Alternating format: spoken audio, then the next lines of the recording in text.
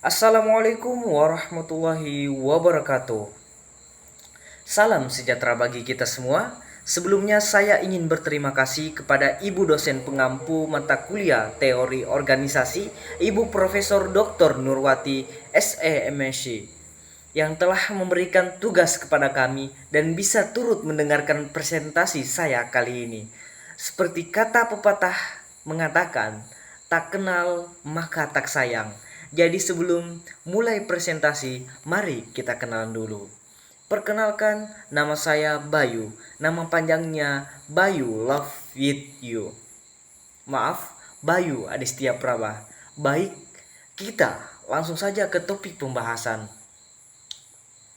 Ada 4 pembahasan pada kali ini. Yang pertama, komitmen organisasi. Yang kedua, budaya organisasi. Yang ketiga, kesiapan perubahan. Dan yang poin terakhir adalah segala sesuatu mengenai organisasi. Oke, baik, kita masuk ke poin pertama. Komitmen organisasi berbeda dengan komitmen bersama dia. Komitmen dapat dipandang sebagai suatu orientasi nilai terhadap organisasi yang menunjukkan individu yang sangat memperhatikan dan mengutamakan pekerjaan dan organisasinya. Ada 3 hal yang dapat mempengaruhi komitmen, yakni personal, jabatan, struktur, dan pengalaman kerja. Sehingga dengan adanya faktor-faktor tersebut secara nyata, komitmen berdampak kepada performance kerja sumber daya manusia dan pada akhirnya juga sangat berpengaruh terhadap kinerja suatu organisasi. Keberhasilan dan kinerja seseorang dalam bidang pekerjaannya banyak ditentukan oleh komitmen terhadap bidang pekerjaan yang ditekuninya. Kita harus bersedia kerja tambahan, kerja lembur, menjaga kerahasiaan perusahaan, mempromosikannya, membanggakan perusahaan kepada orang lain atau masyarakat, mentaati peraturan, rela mengorbankan tujuan atau kepentingan pribadi untuk mencapai tujuan bersama perusahaan. Oke, masuk ke poin kedua, budaya organisasi dapat didefinisikan sebagai filosofi, ideologi, nilai-nilai, asumsi, keyakinan, harapan, sikap, dan norma yang menjelaskan suatu organisasi dan menampung seluruh perbedaan atau pluralisme. Fungsinya adalah untuk mengatur segala aktivitas yang terjadi dalam organisasi agar organisasi berjalan lancar dan mencapai tujuan yang diharapkan.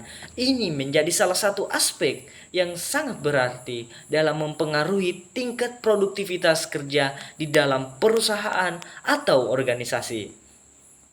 Strategi yang bisa kita gunakan adalah dengan berinovasi dan mengambil keberanian untuk mengambil resiko. Resiko yang kita ambil adalah sebuah proses untuk mencapai hasil yang baik. Sertakan juga pula dan memperhatikan detail-detail prosesnya. Kita masuk ke poin ketiga, kesiapan perubahan. Kesiapan perubahan. Perubahan adalah suatu hal yang penting dalam kehidupan karena tanpa perubahan kita tidak akan bisa berkembang dan beradaptasi dengan lingkungan sekitar kita. Hal yang sama juga berlaku terhadap dunia bisnis dan organisasi. Bersama-sama di mana organisasi merasa berkomitmen untuk melaksanakan perubahan organisasi dan merasa percaya diri dalam kemampuan kolektif anggota organisasi untuk melakukan perubahan tersebut. Perubahan pada hakikatnya adalah untuk memperbaiki efektivitas perusahaan agar dapat efisien dan mampu bersaing di pasar ekonomi global. Upaya ini termasuk perbaikan efektivitas tenaga kerja, perbaikan sistem dan struktur organisasi, serta implementasi strategi organisasi. Kita masuk ke poin terakhir. Poin keempat, segala sesuatu mengenai organisasi. Dalam organisasi ada kesepakatan bersama yang dijunjung tinggi. Secara tidak langsung kamu akan melewati masa di mana harus mengutamakan kepentingan bersama dibandingkan kepentingan diri sendiri.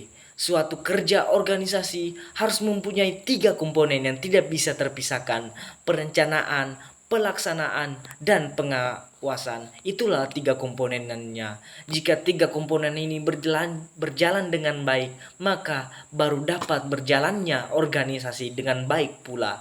Sekaligus dengan adanya evolusi terhadap organisasi, keefektifan dalam organisasi, serta dimensi-dimensi yang terkait. Dimensi yang terkait tersebut adalah kompleksitas, formalisasi, dan sentralisasi. Berikut, terima kasih atas perhatiannya. Assalamualaikum warahmatullahi wabarakatuh.